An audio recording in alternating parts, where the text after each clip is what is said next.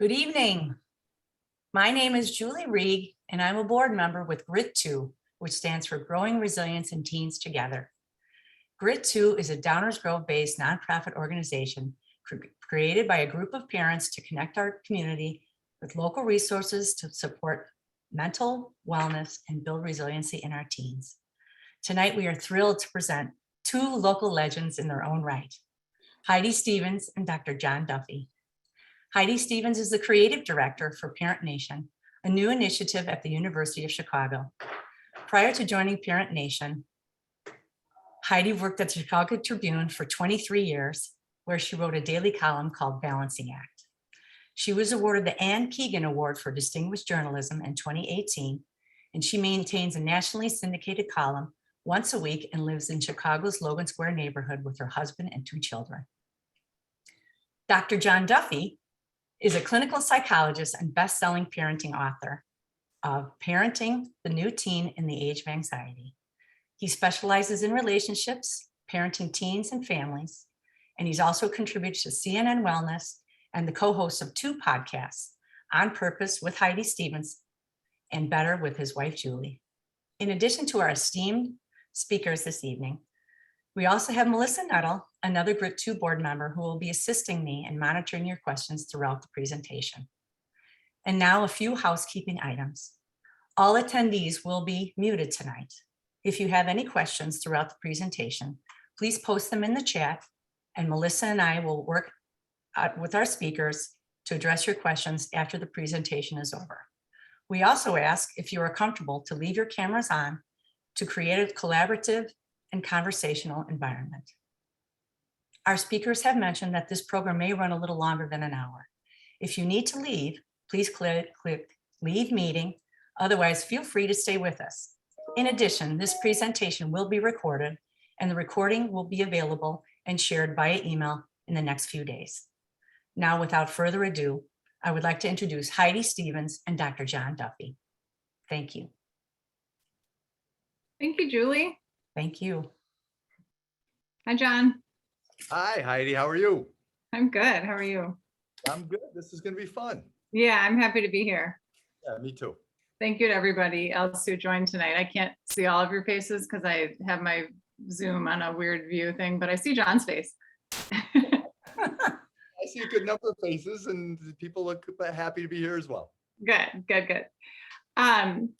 So everybody knows the title of the program. I don't think we should spend a lot of time talking about all the ways that the world is breaking our kids' hearts and all the ways that their hearts are showing up as broken, because we want to focus tonight on solutions, right?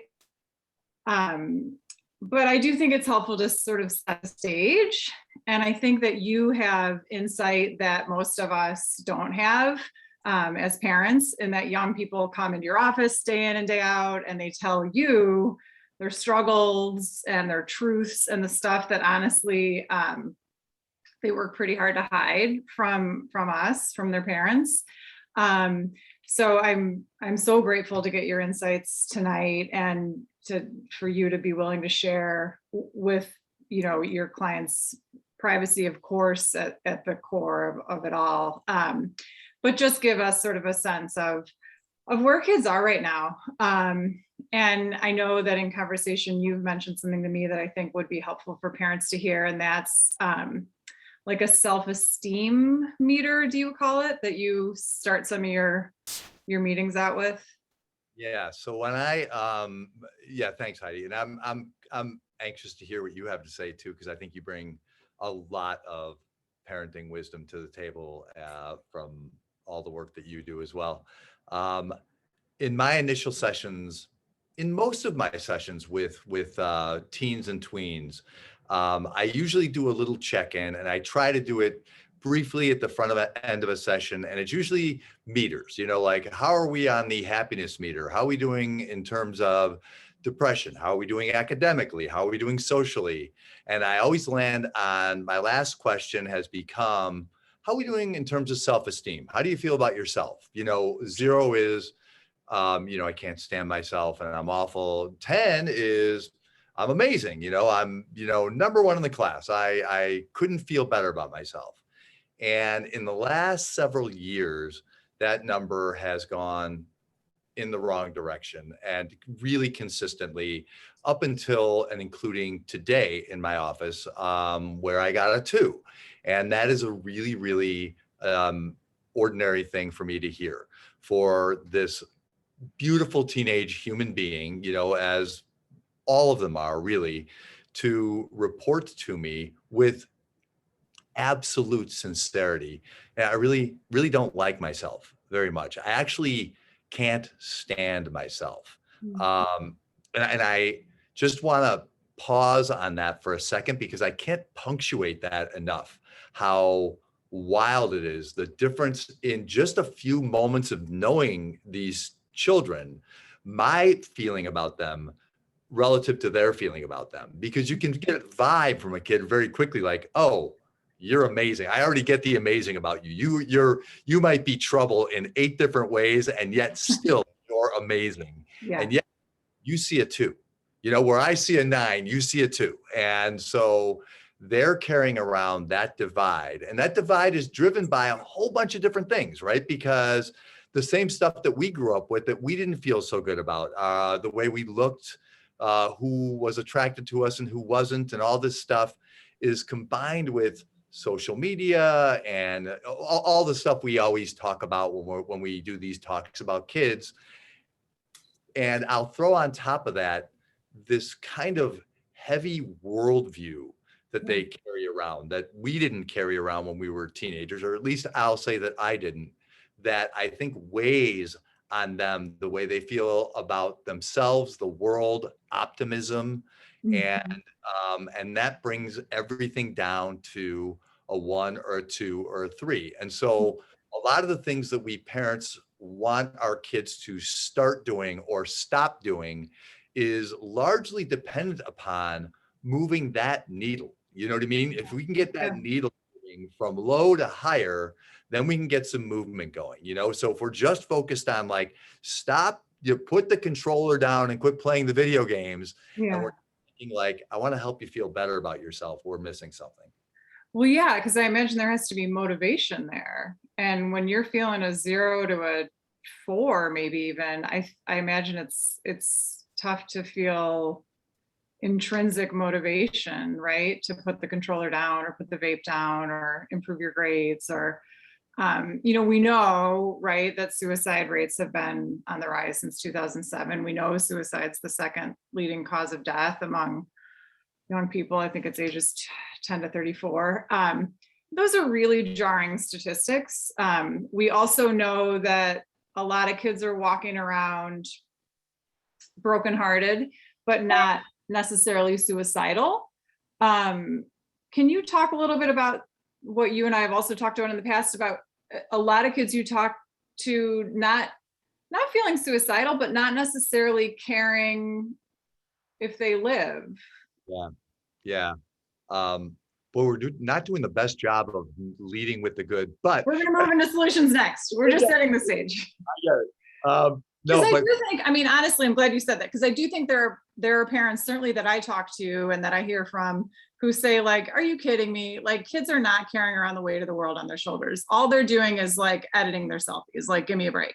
This is the most self-absorbed generation, or this is, oh, climate change, give me a break. They don't care about climate change. They care about Instagram likes. And I'm not saying that that's not true. I'm saying that that's not also happening within the context of truly brokenhearted kids. 100% true, right? You're absolutely right.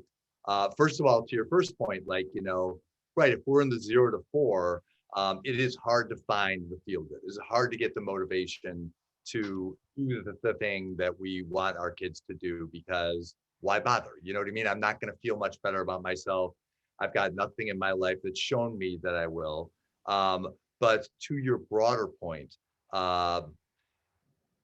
plenty of kids right now are in fact suicidal, overtly suicidal. And we're probably, you may have seen headlines about what's happening on college campuses in just the last couple of weeks. There's a rash of suicides and suicide attempts. But that's not the norm. Those are extreme cases. But what Heidi, you're talking about, it absolutely happens where kids will come in and they'll tell me, no, I'm not inclined to hurt myself. That's not what I'm feeling. It's almost worse than that. I wish I felt something that strong. What I Mhm. really feel is I don't care. I don't care whether I live or die. Like, if I walk out of the building, and I've gotten this literal statement several times, if I walk out of here and a bus hits me, that might be the best scenario because I feel no inclination to be here. I'm not sure I have any purpose here. I have 15-year-olds in my office who are upset with themselves, to your point, Heidi, that they're not making some impact on race relations or global climate change or something enormous. And they're not kidding. At first, you kind of think like, oh my gosh, you're 15 years old, like you're just get through sophomore year and we'll talk about Yeah, it then. you don't have to be Greta. Yeah, one Right. Greta might be enough. Greta. Yeah. And yet that's the benchmark for an awful lot of kids, like there's a Greta and there's a Billie Eilish out there, and there are young people who do amazing things, and I should have done something by now. And if I haven't, why am I here? And these are the concerns they don't share with their parents. Right. Right. So I think I have a two-prong story that I want to tell and get your feedback on. I think kids carry around a lot of dread. I think they feel dread about what is facing them from a global standpoint, climate change, gun violence, you name it. I think that parents and authority figures underestimate that level of dread when we sometimes try to scare some sense into them, and kind of throw these really big, huge statements out about, this is going to follow you around for the rest of your life. You got to, we sort of make things very dire for them in a way to cut through the noise and make them listen. Like, do you have any idea what this means for the rest of your life? That thing you put on social media, or the fact that you got caught drinking at this age, or, and we sort of like, we pile on this worldview they already have of like, I'm scared of what's to come, right? Like, I feel scared. And then we give them more to be scared about. And I have to say, and I'm going to do this in a way that protects people's identities and privacy. And so the stories are going to be a little tough to follow, but my daughter was telling me a story recently about a kid she knows and is friends with who pulled a like pretty innocent prank. No one was harmed, no property was harmed, nothing was harmed, just a prank, got caught. And the adults in the scenario had a long list of consequences that would be facing him Monday when school started, right? Possible expulsion, possible monetary damages that he would be responsible for. So this was a Friday. By Monday, these are the things that would be waiting for him. And I felt like, wow, that's a lot to send a kid home worried about, knowing the fragility really of a kid's mental state, and at any of our mental states. This isn't even really about kids. All of us can be burdened by dread and fearing, what's facing us on Monday, right? Especially during a pandemic. The other example was something my son went through, which was a little dust up at school, and a kid hurt my son, and the school gathered us, me and my son, the kid and the kid's parents, and we did a peace circle. And at first it was like, what am I doing? Literal circle. I'm telling you, it was beautiful. We talked about how when you harm a person physically, you also harm them emotionally, and you also harm the community that you're part of, and how you can repair that harm, and how it's also important to take that conversation that you have in that circle and bring it to your friend group afterwards, so that there aren't ripple effects in that one friend group turns against another friend group, and then there's retaliation or repercussions, or things blow out of proportion. And the whole thing was like, we're going to keep this in proportion. We're going to give you some life skills that will carry far beyond middle school. And we're not really interested in like punitive stuff here. We're talking about restoring a relationship. And they happened kind of back to back just in my life. So it was very, for me, it was very easy to juxtapose them against one another. But it also was like, wow, I just felt like it was such an amazing sort of lesson for me as a parent to, not just immediately go to the like, how do I scare them? How do I make them see how serious this thing is that they did? Instead, how do I not add on to the dread and anxiety they're already probably carrying around for any number of reasons, and turn a rough patch or a poor decision, frankly, we all make them, kids especially with their non-developed brains, and turn that into something positive, maybe even. So I don't know, just give me your thoughts on that, I guess. Can I ask you a question? Yes. Okay, so I find myself as you tell the story about your son, I'm smiling, and I'm also kind of laughing because it feels like, wow, that feels like a scene from a sitcom. That feels like, Right. that feels like a Ted Lasso moment on the field, right? Right. Well, honestly, when he and I were walking in the car afterwards, he was like, was that your first peace circle? I was like, bud, that was my first peace circle. How about you? He's like, yeah, first peace circle. So as the mom of the injured party there, did you walk away feeling satisfied, or did any part of you feel like, 1,000%, 1,000%, and so touched, and honestly, so much, and like a kinship with the other parents. Like, okay, we just all came together and helped kids get to a better place during a tough thing. Yeah. So that makes the way I feel about this, it punctuates the point so strongly, because you started these stories by just talking in a very casual way about what we all know our kids are living through right now. And they're almost these throwaway thoughts, but and I wrote them down. You said, well, we're going through global change, gun violence, and a pandemic.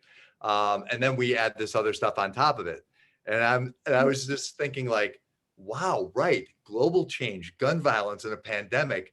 None of us knows what it's like to be your kids' ages, right? And go through all that stuff and then get in trouble on top of it. You're so right about that, and I think we sometimes feel like, ooh, our kids need that kick, that consequence, that punishment. Consequence. Yeah.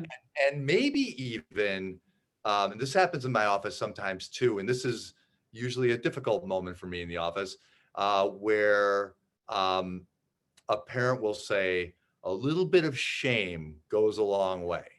So I hear that a lot, and I bristle so hard at that, because I know that 99.9% of kids out there feel a whole heck of a lot of shame a lot of the time. And I agree with you, Heidi. Adding on to that, the utility of that, first of all, is going to backfire. It's not going to create the change you want. Your kid might make it look that way for a while, right? They might pretend they're on the right path. Yeah, so all my math homework is done, and so I think it's okay for me to play video games now. But in a way, I think you're taking yourself out of their lives. You're no longer that trusted ally and guide. You're more like, you're more like an orange pylon in their way, you know, and they're going to just work around you, and then they don't have you, you know, and there's never been a time when they need you more. And when I think about the peace circle, I think about all the harshness of global change, gun violence, a pandemic, and we can name a number of other things too that our kids are suffering and going through. And they don't need anything piled on top of that. The worst behaved child needs the same thing that this other child got in that peace circle, right? That child, both of those kids needed to walk away feeling some peace. That's Yeah. the best answer, right? Yeah. How do you do that as a parent? I mean, let's say your kid is, smoking a bunch of pot and cutting class, right? Or something less serious or something more serious, right? I'm sure parents on this call have a range of experiences. I mean, how do you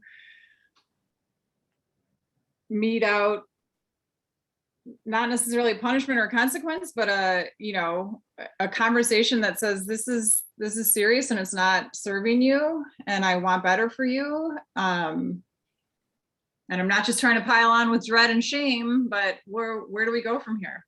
Yeah, I'll double down on that a little bit. Just in the last 4 or 5 years, but really in the last few weeks, I think a lot of us have noted that fentanyl-laced drugs have been in the news, right? And so we're all afraid. A lot of parents of teenagers are afraid of, like, wow, one time you could try smoking pot, one time you could take Adderall that you get from a friend one time, and that could kill you or really, really endanger your emotional well-being. And so add on top of what you're saying, Heidi, your own parental fear, right? And the Sure. inclination is, to walk in and to lay the lecture down and lay it down thick to make sure, like, you can't do this. You realize you cannot do this thing, or, like, if you did it before, you have to stop. You have to stop now, and we get this panic, and our kids sense this panic. I hear about it all the time. Your question's such a good one. What do we do in lieu of that? And what I see work best, the closest I see to a peace circle within a family in my office is when it becomes collaborative, when it becomes like, you really can talk to me about this. And my goal is not to nab you, like, I am not the parent police. I'm not looking to get you in trouble. Our goal together is I want to see you happy. I want to see you successful. Are there things that I want you to do maybe that you're not doing? Yeah, for sure. There's stuff we have to work out. I might even mete out some consequences, and, I might do some parenting stuff. But I also, more importantly, I want to just sit down here with you for a few minutes. Maybe we'll watch this show, and I might ask you, like, hey, what's going on in your class as far as bullying goes? Like, are kids still doing that? And how does it work? Is it just online, or are things happening, in person? What's happening? And kids, when you engage them in this kind of conversation, they're pretty good teachers, and they're open to talk. If they sense, oh, this is entrapment. I know this bit. You're Right. trying to help me here. I'm not playing this game. Yeah. But if they think, like, I just want to understand, like, what your world is like, because I don't know. I don't get it. Your world's way different than mine was. Right. Then I got something. Yeah. Is it worth throwing in there here and there, or does it just sound like entrapment? To be very overt, like, I'm crazy about you. Like, I adore you. Nothing that's happening right now has changed the amount I love you. Not even an iota. Or is that, like, our kids like, okay. What do you think? You see a lot of kids. I think that you cannot say that enough to your kids. I think you cannot show your kids enough affection. I think you cannot tell your kids you love them enough. I think that is all deposits in the bank account with your child. And your kid, if your kid is older than 9, for a lot of kids now, they're going to bristle at that. Leave me alone, mom. Get off me, dad. Leave me alone. I don't want to do this. But in the end, I hear on the other side of this wall where my office is, this nicely decorated one is my wife's, that they actually really do. I can tell that they value that, they love that. If I can throw one more thought on top of this, most of our kids at some point during the day, and usually it's in the evening, they regress. They want to feel little again, and they want all that harshness to go away. And so, like, the cuddling and let's read or let's watch a thing together, or just tell me everything's okay and tell me you love Just me. come and kind of like lean on you in the kitchen, right? Like it's not a hug, but it's like a lean. Yep. Contact. And that happens later in the evening when I have later sessions. I notice that kids will lean on their parents towards the ends of sessions, and that is not for nothing. I mean, that is not a meaningless gesture. That's not fatigue. That's, I love you too. I'm hearing you. Your voice weighs in here. It matters, and it takes you out of the war zone. Yeah.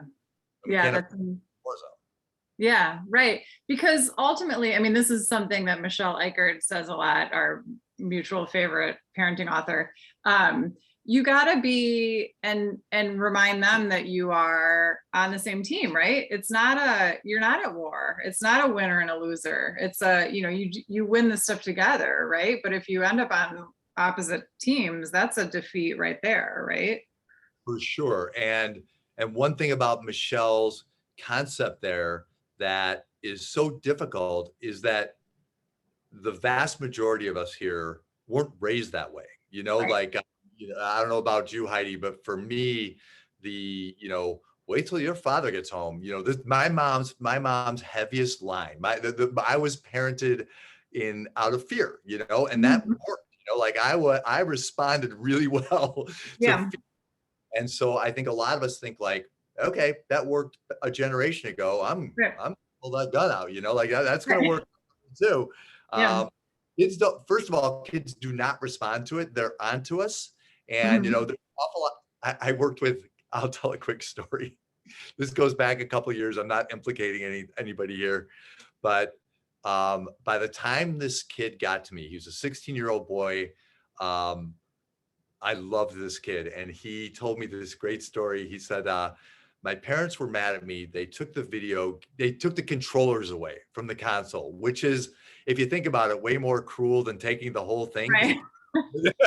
You're still looking at it. You just can't play it. Else is ready, right? Yeah. And then they took away the little console he had. They took his phone away. They took his door off the hinges. So he decided to sit on his bed with his arms crossed like this and just stare at them like, okay, what else you got? And there's nothing left here, like, and the parents, I talked to the mom and dad afterwards at the end of the session, and they said, oh, we felt that. We were like, oh no, like we thought he was going to break at some point and capitulate to what we wanted him to do if we were mean enough. And it never happened. Never happened. It is not the 70s anymore. What the hell? I'm out of options. Yeah, that's probably not the option that's going to work. I've yet to see it work yet in 20 years. I don't think it's going to work for anybody here. Okay, that's good. That's a good little lesson, I think.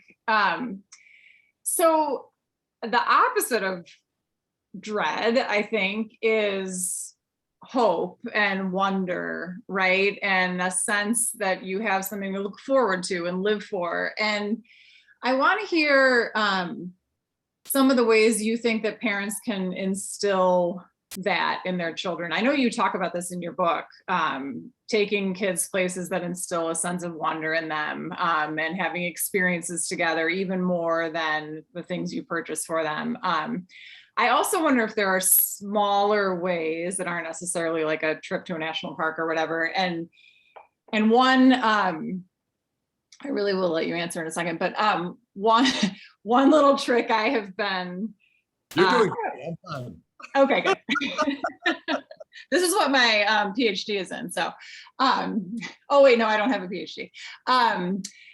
One thing that I found myself doing a lot, if it was just, you know, like I was on a walk to get coffee with my daughter, or my son and I are alone at dinner or something, I would ask them future looking questions, but they all had to do with like accomplishment. Like, you know, what are you thinking about for high school? Like, are we feeling like we're gonna apply to the blah blah or the blah blah?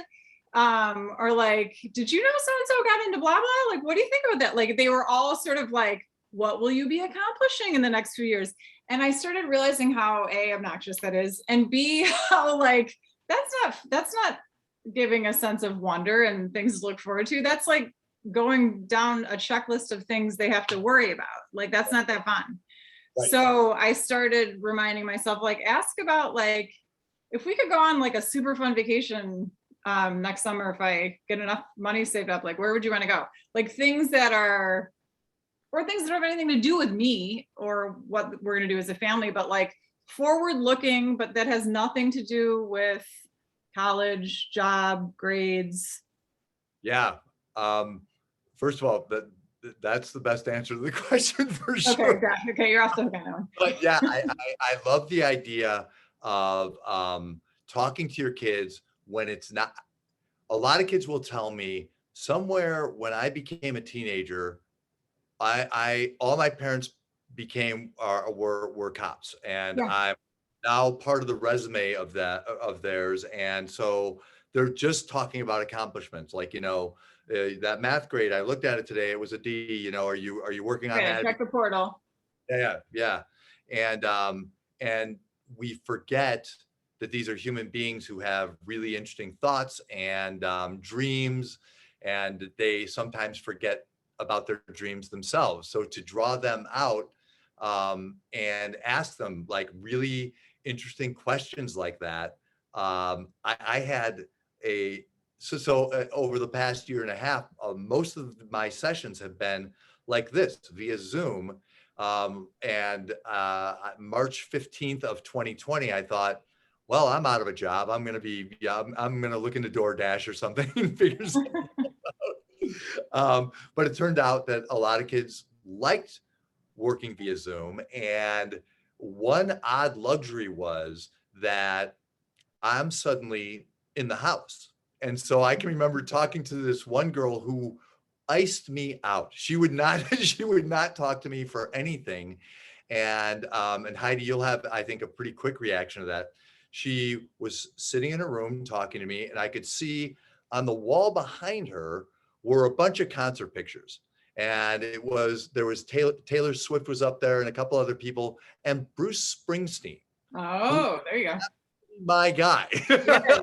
And suddenly I'm like, hey, wait a minute. What's Bruce Springsteen doing on the wall? And suddenly we're like having a conversation about something that has nothing to do with the thing we should be talking about, right? This is not what you pay your therapist to talk to your child about. And yet we're putting something in the bank, and we're learning something interesting about our kids. Music, I find, honestly, music, movies, art, the stuff that they're interested in, to ask about that. Minecraft, you know, like the video games you can't stand. Like if your kid is playing Grand Theft Auto and listening to the hardest core rap on earth, you know, most of us are inclined to say, hey, turn that off. I'm sick and tired. Not in my house. Yeah. Right. Instead of just like, all right, I'm going to listen to this with you. I loathe it, but tell me what you don't loathe about it, and just listen, because there's going to be some really interesting things you're going to learn from that. And insight into what your kids know and what sort of dialogue level they're at. Because, I mean, you know, again, going back to how we were raised versus how our kids are being raised. You know, I remember my mom turning off Madonna in the car, horrified that she had said the word virgin. And I mean, like, I was ashamed. Like, I didn't say the word, but it was on the radio and I heard it. So clearly I was, you know, it was your fault. Right. And like, there was a big talk about how that cassette tape would never make its way into our home. And I mean, my daughter listens to, you know, right, like Megan Thee Stallion and all the things. And we sing along together. And for me, it's like, okay, she knows like that's a word I probably wouldn't know that she knew. I don't know if she knows what it means. Maybe we'll talk about that. Like it's insight that you're probably not going to know how to just walk up and ask them. And they're probably not going to walk up and tell you. So I don't know. This is, everybody's got a different comfort level and value system and all that's completely legit. But I find tremendous value in just shutting up and listening to what they listen to and talk about and know, because I mean, some of it to me is like physics. Like, I don't know. I'm just going to spy and maybe I'll learn something. Right. But I'm not going to learn anything if I make you shut it off. Yeah, no kidding. And I love that. And just to turn it on its head a little bit. And, we're talking a little bit about trying to instill some degree of hope. So those are ways to kind of get to know your kid and understand why they care about what they care about. And that's no small thing. It's really, really important. What kids also really love that parents too readily dismiss is they want to know our stories. And a lot of the time, what I find parents do is they skip, if they tell their story, is in sessions, I witness this fairly frequently, they tend to leave out the hard part, so they make it seem like, yeah, right. This is pretty smooth and easy for me. And, and here's what I learned from that. Right. Here's what I learned from being captain of the team, Right. And that scholarship. That is what I got out of that. But when you tell your kid, like, yeah, my high school years or my middle school years were really hard and really awkward, this gives kids hope, right? Because they have us on pedestals a lot of the time, and sometimes they're pedestals we unwittingly built, just by hearing our resumes, knowing like, what we do for a living. Sometimes our kids will come into me and say, my mom and dad have this job and this job, and we live in this town, and we have this house. I'm never going to be able to do that. So I'm a failure before I start. I know I can't accomplish what they did. But if you tell them, this was my hardship, this is what I went through, and they know at least you can relate to some extent. You went through something. We've all gone through something. It just takes that willingness to be vulnerable. And I think we think like, maybe we don't want our kids to know that about us. We want them to know we're strong or something, but there's a myriad of lessons in just letting them know, like, yeah, we went through it too, not quite the same thing, but. Or what about when you're going through something hard currently? Like you had a bad day at work or you screwed something up or you got a ticket or like something where it knocks you off your pedestal right now. I mean, I find when my kids aren't in the mood to share that much about their day, I just start sharing about mine, good and bad stuff. Like, oh my God, the back-to-back Zooms. And I, like at one point I just turned my camera off and started folding laundry and like, I just talk, and I'm sure half the time they're like, I don't care, but I don't know. I just feel like it's a little more connection than like me checking Twitter because they're ignoring me. Like, I don't know. What is that? Just I'm going to give you a really honest, real-time answer to that. I don't know how many of you guys, I would love to see every face that's here, because when you said, what about telling your kid about what you're going through right now? My anxiety went up. I'm like, Heidi, calm down. If you and I were just on the phone. Rein it in. It's a terrible idea. I'm not telling, like that's a little much. And it reminds me. I tell my kids everything. They know all the words. I tell my son, I had a hard time and then I overcame it. Now everything's perfect. Okay. No, my point, I think, is I think we have to know what our own little triggers are, because you just knocked mine, and I'm like, oh, Yes, no, like, yeah, sorry if that offended anybody. But that was an honest response. And if you feel that, it's probably important to talk to your partner, or a friend or a sibling or a parent or somebody else about, like, you know, I'm having trouble like getting this part out, because that is something I stumble upon, is to admit Interesting. things are flawed for me right now. Yeah. That's probably the most important thing that you can share with a young person. I totally agree with you on that. Yeah. You're just not going to do it. No. No. That's fair. I need a lot of help before I get there. Okay. I'll just call George and I'll tell him all the things that you do wrong. Okay. I have one more question and then we should get to audience questions, but I feel like I keep talking about myself, but I'm going to do it again. I have periods in my life that were harder than others that I look back on now with genuine warmth. Like I genuinely feel warmly about those periods, even though they sucked.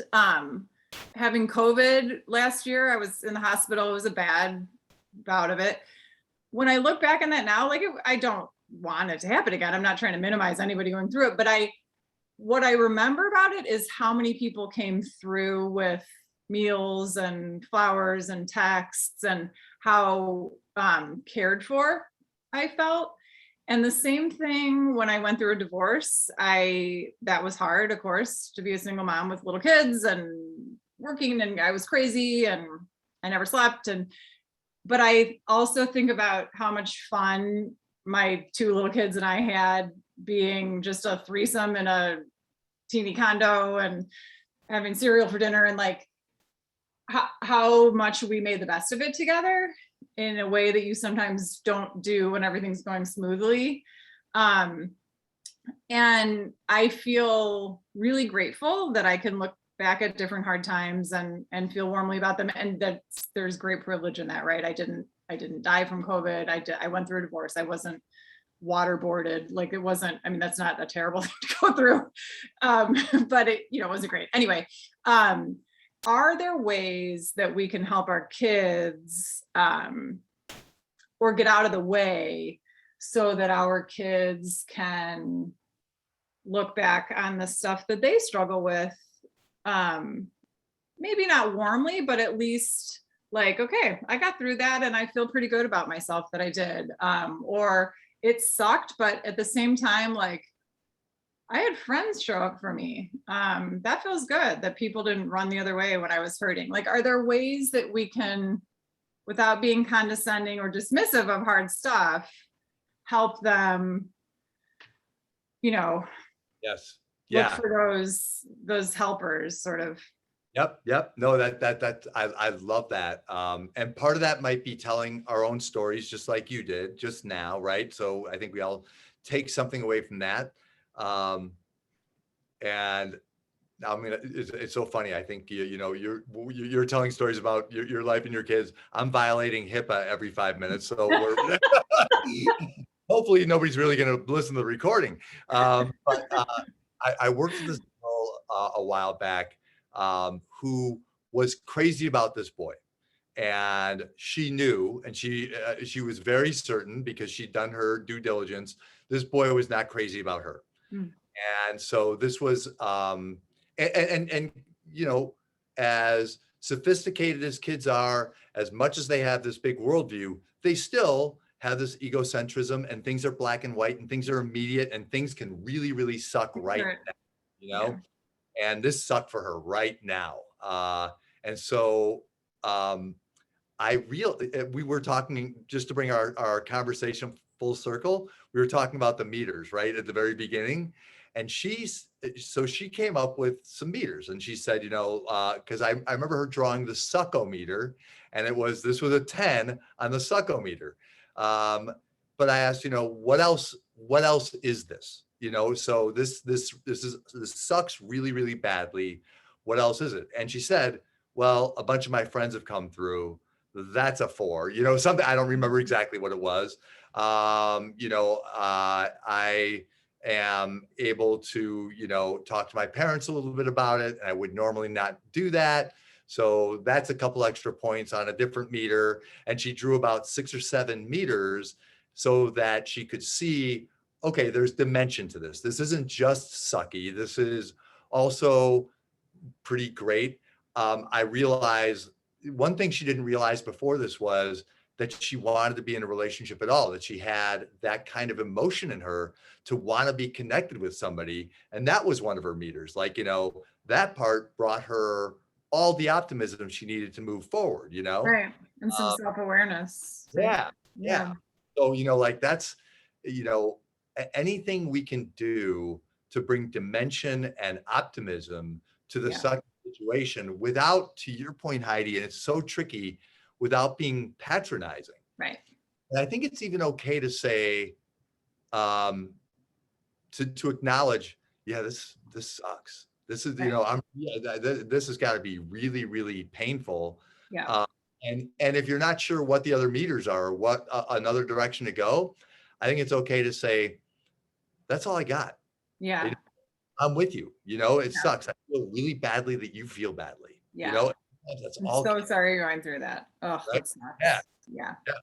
And some things you can't fix, but if you can relate and you can just feel it with them and sit with them with it for a while, that's mighty parenting. Yeah. Yeah. That's what we talk about. You said that sometimes you wish all parents could go through, get a grad degree in psych, right? Because you just learn to sit there and shut up. Yeah. Yes. Yeah. The greatest thing about my job is how little I have to do. I mean, kids are amazing at resolving things. And I suppose as kind of one last note before we get to questions, if you are able to kind of take a therapist's point of view on your child, in other words, like step away and be objective like you would be with somebody else's kid or with a newborn baby. Like my wife with a newborn baby, it could be a hideous baby. She's going to love that baby. It's an amazing baby. And the way we marvel at kids, if we could just take a moment, step back and just look at our kid across the room, our kid who's bugging us the most, and just marvel at that child, there's something amazing about that kid. Even if they're pushing every button, that's pretty amazing, right?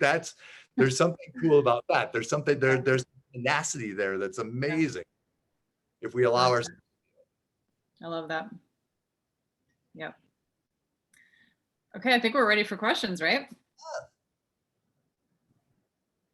Or comments or criticisms. Yeah.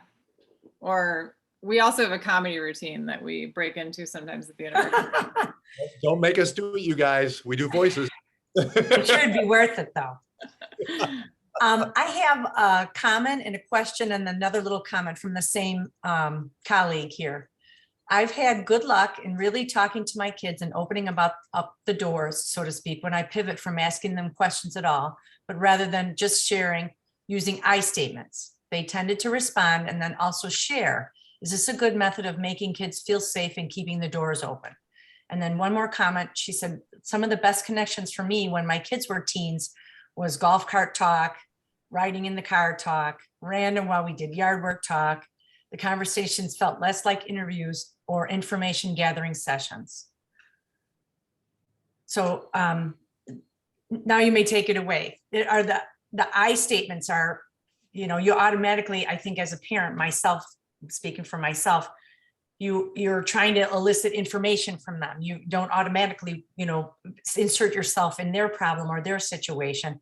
You want to get the information out of them. So I don't automatically start with an I statement, but it is an outstanding way to do it. It's so powerful in sessions where I'm working with a family. When parents use I statements, you can feel the pressure come down in the room. It's really, really powerful because that child knows an accusation isn't coming my way.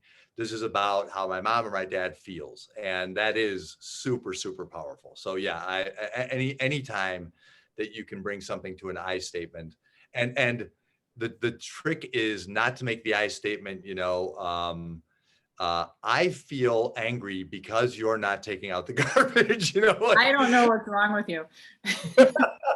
That's not good, right? I don't think that Yeah. works. Okay.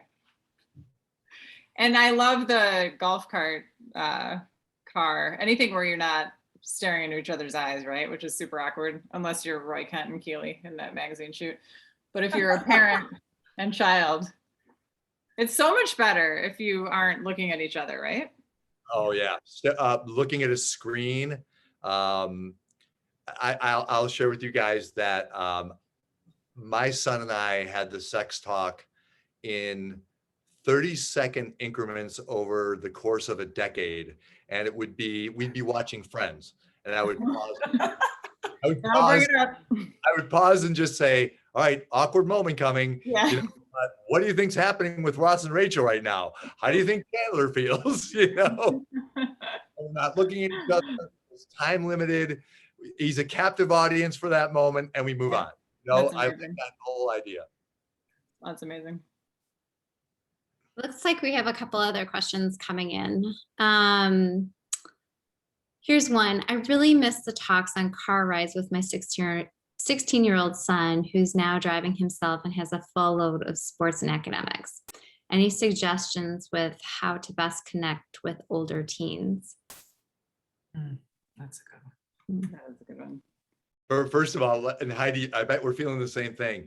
The first thing is like the empathy, like that is those little parental like losses, right? You know, where they're gains and they're these wonderful rites of passage, and you need them for your kids, you want them for your kids, and yet it's like, oh, that hurts. Like, you know, like we had those moments, and now I miss those dearly.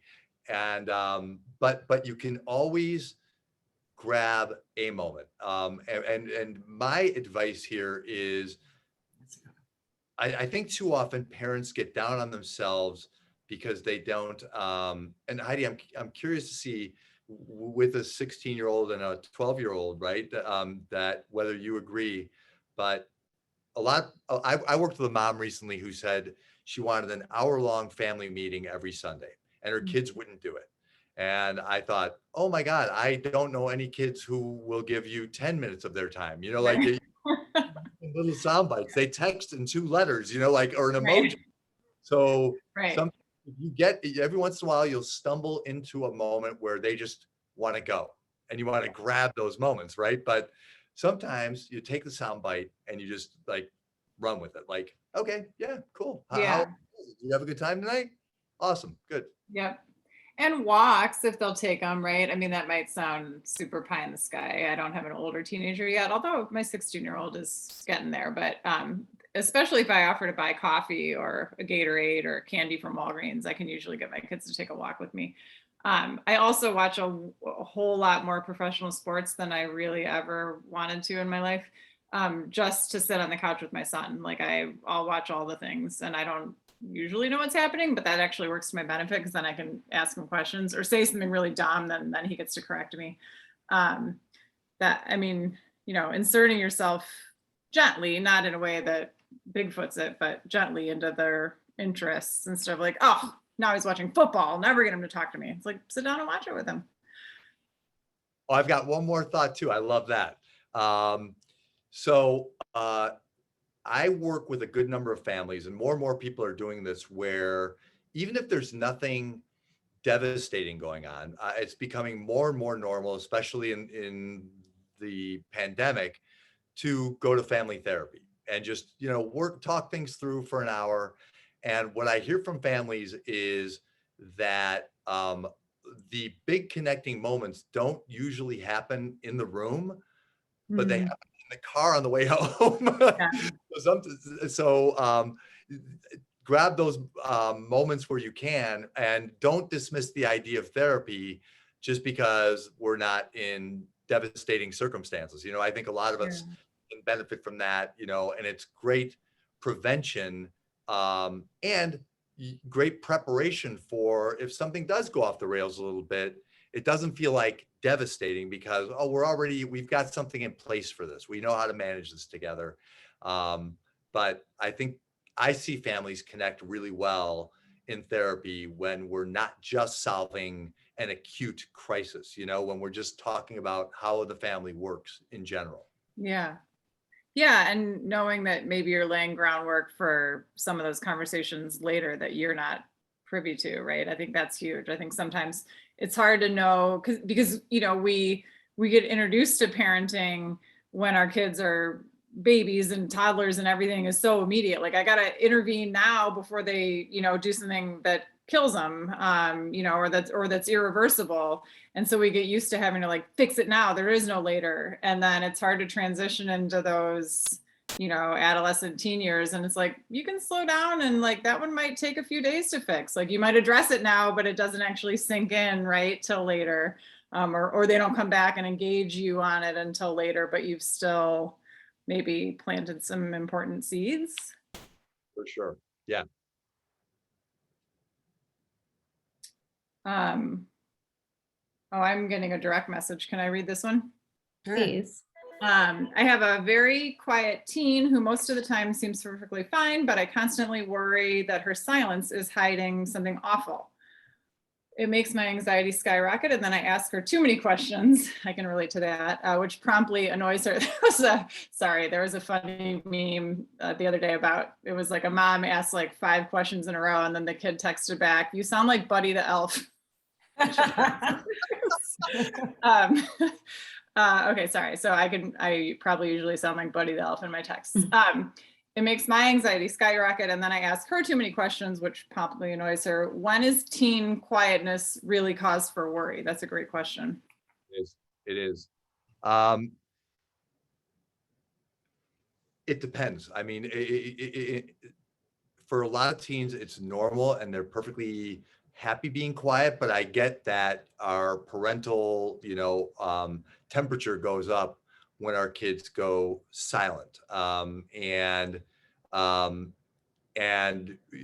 it's for cause, right? There's reasons to be anxious about raising a teen or tween these days.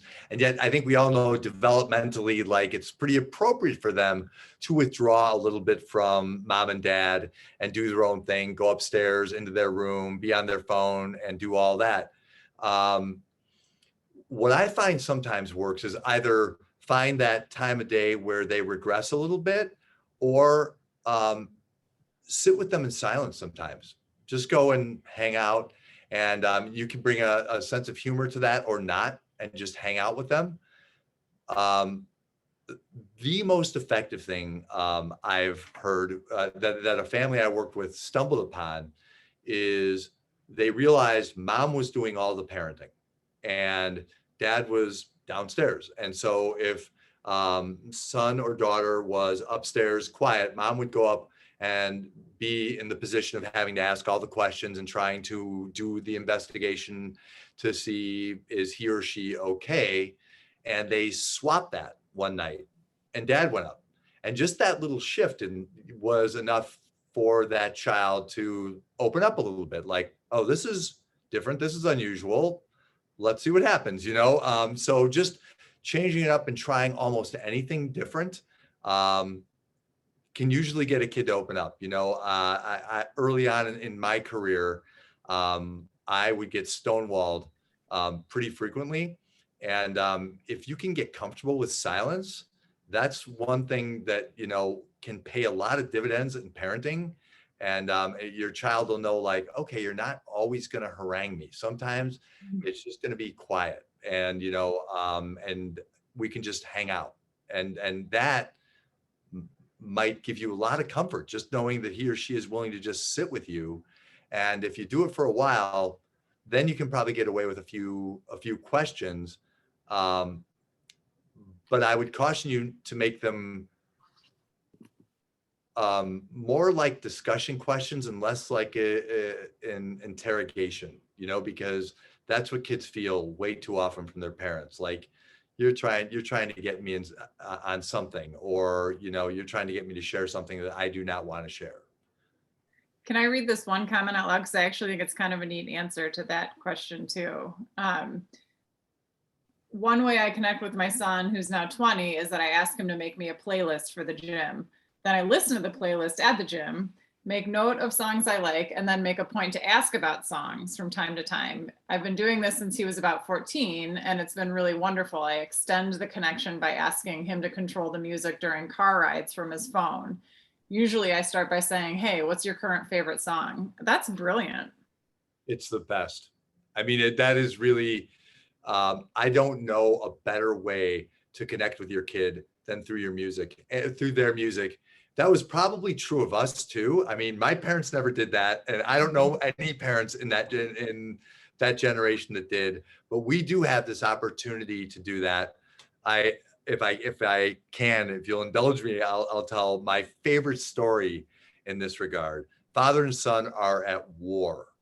I mean, in my office, an hour a week, screaming at each other. We stumbled upon the music thing.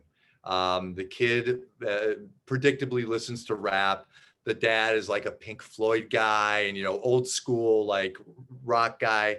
And they finally decide on the way to and from therapy, they would switch off one song to another, you listen to one of mine, I'll listen to one of yours. Within a couple of years, they were doing that with concerts. So suddenly you've got this kid who's into Pink Floyd and this dad who is into Chance the Rapper. It really worked out beautifully, and they got to understand each other on a whole new level.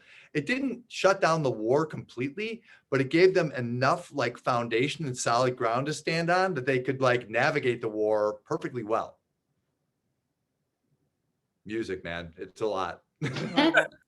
I actually have a question that was direct message to me that kind of like piggybacks on that theme, but a little bit different perspective. The question is how to get the 12-year-olds, or my 12-year-old and my 16-year-old who are constantly at odds with each other, to recognize that they're on the same team. Do you have any examples from a parent perspective to your children? One of us does have a 12 and a 16-year-old. Oh, this is when neither of you messaged me. Yeah, those are my kids' ages. Honestly, my kids go through, I would say, chapters of where they're super close with each other and turn to each other for a lot. And then chapters where they kind of don't acknowledge that the other one exists. I just kind of go with it. I don't know that that's right. Maybe John should chime in here and let me know if I'm doing it all wrong, which I'm very open to hearing. But I feel like I want their affection and trust in each other to be genuine and not sort of mandated by me, right? And I'm also aware that when I'm not in the room with them and in the mix, that's when they sort of have their best bonding moments. So often, we'll have dinner, all of us, and they don't say much to each other. Then, I'll head up to bed, they'll stay in the kitchen and I'll hear them chit-chatting, way past bedtime, and I'm not going to stop them and say, go to bed. But I feel like sometimes they just need me not in the mix so they can bond over maybe stuff about me or stuff about their dad that they don't want me to hear, or stuff about school they don't want me to hear. But I sort of honestly don't engineer much of that. I kind of just let them not exhibit a ton of closeness to each other for kind of long periods, but they do always come back to it so far. That's how it worked. That's how it's worked for us. Yeah, I think that's probably the most effective approach, is to not get overly involved in that. And kids are good at finding their way, and naturally when there is this age gap and maybe even a gender gap, they're not always going to get along, and that's completely fine and okay. Sometimes in situations like this, I think what we forget is to have a sense of humor. I worked with a family. Really, nobody read the HIPAA code. It says this is perfectly fine. Going back a couple of years, and this was a large family. They barely fit in my office over there, and and let's say their last name was Jones, and one kid said, you know, being a Jones sucks.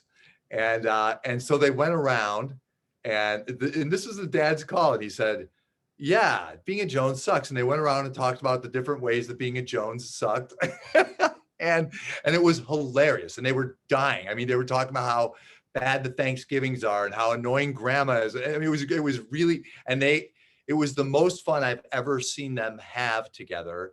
And then there was a little poignant moment at the end where you could tell, like, nobody had to say it, but you could tell that they were connected in a way walking out the door that they weren't walking in. But if somebody had said, you know, don't talk that way about this family, you know, like, let's talk, we're going to go around and say all the wonderful things about your sister Heidi, you know, that rare, you're going to get something disingenuous. And I think we all kind of know that. Maybe we've been in that position. I think I was when I was a kid, and you'll pull something out of the hat, but it won't be real. And as innocuous as that might seem, that does create a divide. You know what I mean? It does. And we can't really afford a massive divide. So it's a great question, because if you find yourself forcing things like, you know, like relationships between siblings instead of allowing, I think you can create an issue that is unnecessary there. And there's a whole bunch of things in parenting that are that way. My overarching guide for parents is don't do that much of it. You know, like connect, talk, hang out, learn, but don't overparent, you know, really. Along those lines, there's another comment here, another question. Do you think kids feel all this pressure and concern about the world because they think adults really are messing it up and they don't know what they're doing? Yeah. They're right. Yeah, if I'm being honest, it is a humbling, stunning experience to my Wednesdays, which today's Wednesday, right? My Wednesdays are filled with really brilliant teenage girls. That's my only HIPAA violation, and to be called out as a generation for what we screwed up and how we did it in detail that is undeniably true is stunning, and actually quite encouraging in a way. These kids are, when you let the line out and you let a kid talk about what they know, what they believe to be true, even if it's different than what you believe to be true, you get to know them in a way that is a privilege, and you realize every kid carries some degree of brilliance that, you know, they need to let that line needs to be let out for them enough for them to show that fairly frequently, and just so they can hear it in themselves. And then you can reflect really honestly, like, wow, that is a treatise on what's going on in the world today. And kids know what's going on in the world today. And do they get every detail right? No, but I don't think we do either. You know what I mean? I think we all pick our news channels and confirm our biases, and you know, sometimes we miss it. Sometimes our kids do too, but they have a point of view, and it's not for nothing. It's a studied point of view. They pay attention, and they read. They might not be reading everything we want them to read, and they might be pulling in more information than we would ever want our kids to be pulling in. But it is amazing what they know and what they believe and how much they care. What do you think? Another question along those lines. Are there general themes that your teenage clients say that parents don't get or understand, like common mistakes that we all make? I think overall, most kids would say, you don't know my world, to their parents. You know, you talk about being a teen or tween, and you use the words, I've been there. I was 12. I was 16. I know what it's like. Believe me, I've been through all the things that you're going through. And kids will, once their parents leave the room, delineate all the things that they know their parents don't know about their worlds. And, and there is an awful lot of their world takes place up in a bedroom with a closed door with AirPods and screens and silence, and we don't know what's filtering through their minds and what they're taking in. And some of it's really grim, like I read research recently that said our 8 and 9-year-olds have seen pornography. And, that wasn't true of us at 8 or 9. And they've seen what war is like and, what's going on across the planet. And so I think overall, a lot of kids would say, I think you have to learn what it's like to be a teenager from me before you guide me through it. I think we have to walk this path together because you're not a guide who knows what this path is about. So you might be the first generation of parents that has to learn it from us, but don't go on the assumption that you understand my world.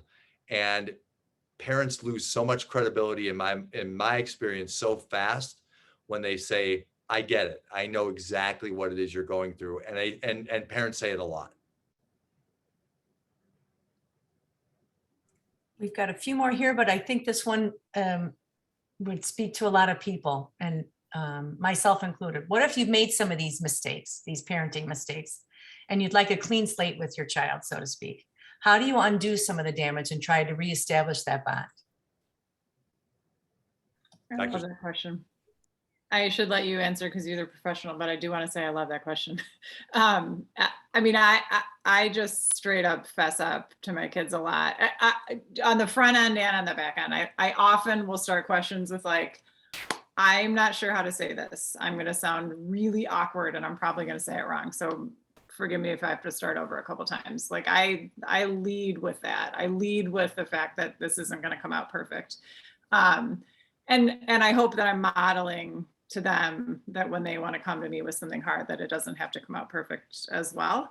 I hope that also gives me room to keep starting over until I get it right. But often, later, a day later, an hour later, a week later, I'll come back and be like, I don't like the way I talked to you on Friday about the game. Let me do that over. I feel really uncomfortable with how we left that, or I feel really uncomfortable about how I approached that one. Let me do that one over. And what are they going to do? Say, no, you can't do it over. It's undoable. Maybe, they might say that and you can just try again. Like, I understand. It probably hurt you to the degree where you feel like I can't undo it. I hope you'll let me try. Like, I just am very, very open about the fact that I'm a work in progress, because I think all of us are. God, especially around parenting. And I want them to know that it's okay for them to be works in progress, but I'm pretty open about like, oof, I did that one wrong, you guys, hang on, let me do that again. Just pretty straightforward. Yeah, that's the right answer for sure. And if you think about what Heidi just said, it models so many great things that you want your kids to get, right? Like, it's okay to screw up. It's okay to say you did. It's okay to come back to the table. That this is how relationships work, not just parent-child relationships.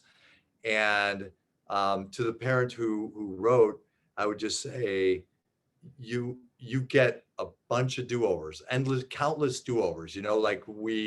That bank account is fluid, and provided that you are putting some deposits in from time to time, and there's positive interaction between you, and that is what Heidi's doing with her children. That's a positive interaction. That in the end, that's a really powerful deposit in that emotional bank account with your child. And as long as that account is open and not shut, you can't screw this up. You always get do-overs. I'm working right now. Geez, I gotta quit telling these stories.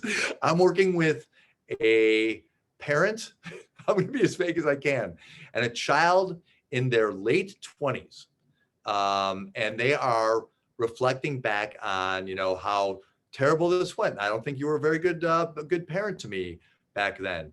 And you can tell that they're going to figure this out, because that bank account, even after all that, and they both agree, like, yeah, I really didn't do a very good job there, and the healing is happening now, and some of this is 23, 24 years after the fact, and they're working it through now. And you can tell that it is difficult, but it's going to be okay. I think too, if you feel scared to try that approach, or you feel like, what's the point?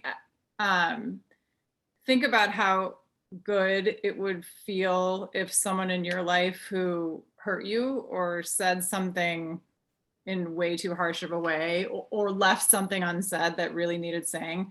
Think about how good it would feel if that person came back around and said, I want to do that over with you. And be the person who does that for your kid, right? I mean, I think all of us can think of somebody who, we would love to hear from. We'd love to take that call, or meet for that coffee where the person said, I shouldn't have said that to you, or I should have said that a lot different, or I should have brought this thing up that I avoided bringing up for all those years. And, show your kids what that looks like.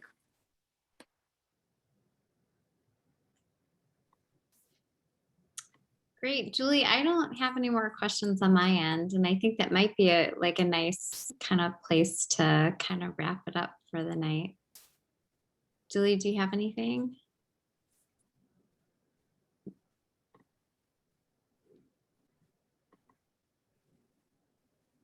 Julie, you're muted right now. There I go. Sorry. Someone commented that said, I love the work in progress approach, especially prefacing a tough conversation. Someone also said that I've given my kids do-overs when we both see that things are running out of control. And I once told my 10-year-old daughter to go upstairs and put the attitude back in the drawer. And when she came back down, I'd never speak of it again. It worked. That's awesome. Yeah. I like that. Lift that dread off them, right? Mm. Absolutely. Yeah. Well, Okay. Thanks for having us. Yeah, seriously. It's been fun. Yeah. thank you for your time and effort and dedication and energy and your funny stories. Your HIPAA violations. Nobody knows about those. Well, thank you very much, everybody. And I appreciate everybody staying through to the end here. Yeah, Again. that's super. Okay.